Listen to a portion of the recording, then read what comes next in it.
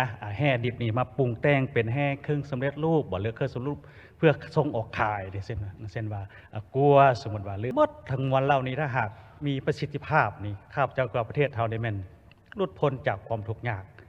และประชาชนเฮาเนี่ยก็สิอยู่ดีกินดีมีความสะดวกสบายเนาะในการที่เฮาได้นำใช้ทรัพยากรธรรมชาติของพวกเฮาเหล่านั้นเนาะแต่ข้าพเจ้าอำไพจิตปนนท์สมาชิกสภาแห่งชาติจากเขตเลือกตั้งที่15แขวงจำปาสักขอมีคำเห็น ขออภัยก่อนอื่นครับแล้วก็แสดงความสมเชยต่อกับความพยายามของรัฐบาลญาติมาได้ผลงานโดยเฉพาะแม่นเกี่ยวกับการนำใช้ทรัพยากรธรรมชาติของชาติเรานี่แหละจึงเบิ่งตามตัวเลขเนาะมี1,000 กว่าบริษัทเนาะก็เป็นตัวเลขที่สูงพอสมควรถ้าเทียบใช้กับจำนวนเนื้อที่ของประเทศพวกเขากับบริโภคไงไพศาลพอเท่าไหร่เนาะนี่นะคันมันแม่นทั้งหมดทั้งมวลเหล่านี้ถ้าหากมีประสิทธิภาพนี่ข้าพเจ้ากับประเทศเฮาได้แม่นหลุดพ้นจากความทุกข์ยากและประชาชนเฮาเนี่ยก็สิอยู่ดีกินดีมีความสะดวกสบายเนาะในการที่เฮาได้นำใช้ทรัพยากรธรรมชาติของพวกเฮาเหล่านั้นเนาะแต่ในนี้ก็น่าเป็นห่วงมันว่าในการที่เราได้อนุญาตนำไส้ขุดค้นไปนั้นเนาะแต่ผลที่ได้รับพันก็บ่สูงเท่าที่ควรพวกเขาทำทรัพยากรทางด้านธรรมชาติสิ่งแวดล้อมถูกทำลายถนนหนทางห้วยน้ำลำธารที่ประชาชนเคย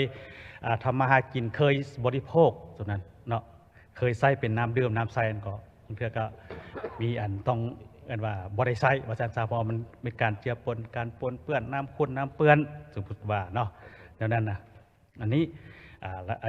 สิ่งที่พวกเขาประสบพอในปัจจุบันมันเป็นเคยจังสั้นเนาะ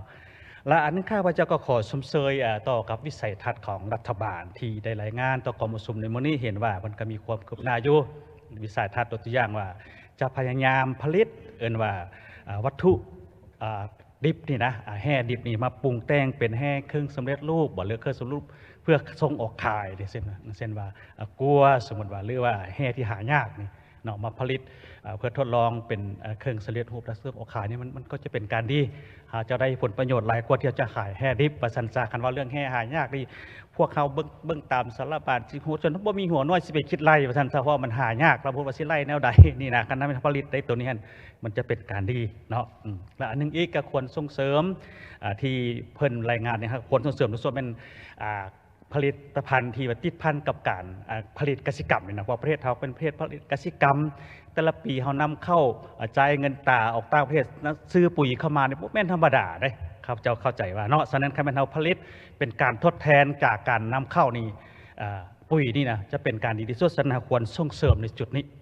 ให้มันเกิดขึ้นไวและมันแข็งแรงและมีนโยบายส่งเสริมที่เหมาะสมต่อกับจุดนี้เราจะเนาะและข้าพเจ้าคิดว่าคืออย่างนั้นเพราะว่าเบื้องหนึ่งเนี่ยการนำไส้แห่ธาตุนี่ลายแขวงก็คือว่าเป็นท่าแหงเลยเป็นรายได้ของงบประมาณGDP ของแต่ละแขวงให้แขวงน้อยๆก็สามารถว่ามีรายรับเกินแผนส่วนหนึ่งก็ได้มาจากนี่ได้จากแห่ธาตุในตัวอย่างเนาะข้าพเจ้าเข้าใจว่าคืออย่างนั้นแหละเพราะว่าการได้จากประชาชนผู้ประกอบการอยู่ในแขวงน้อยบางเทื่อก็สิบ่ถึงเนาะตอนนี้คือจะบรรลุผลในการเกินคาดในการแม่นกากเกิดจากการนำทรัพยากรธรรมชาตินี่แหละแต่นี้เห็นว่าการขุดค้นนี่การทดลองนี่มันก็ลายโพดเนาะมียอด93 บริษัทนะใน93%การทดลองนี่ในนี้ก็อยากให้ประเมินคืนแหละนะว่าใน93 บริษัทนี้เฮาได้อย่างแท้จากการทดลองแล้วจะทดลองไปฮอดใสเนาะธรรมดาการทดลองมันมีขอบเขตกำหนดเวลาของมันอย่างชัดเจนในทานประธานเนาะ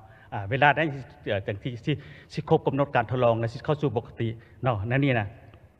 หลักควรเหมือนว่าเขาได้อย่างจากสิ่งเหล่านั้นเนาะจากที่เขาทดลองมานั้นแล้วเขาได้อย่างได้อันไหนได้เขาที่ได้พบประโยชน์จากสิ่งเหล่านั้นแล้วการทดลองนี่เขาก็เป็นขันว่าหนึ่งมันการอำนวยความสะดวกให้แก่ผู้ประกอบการผู้ลงทุนเนาะ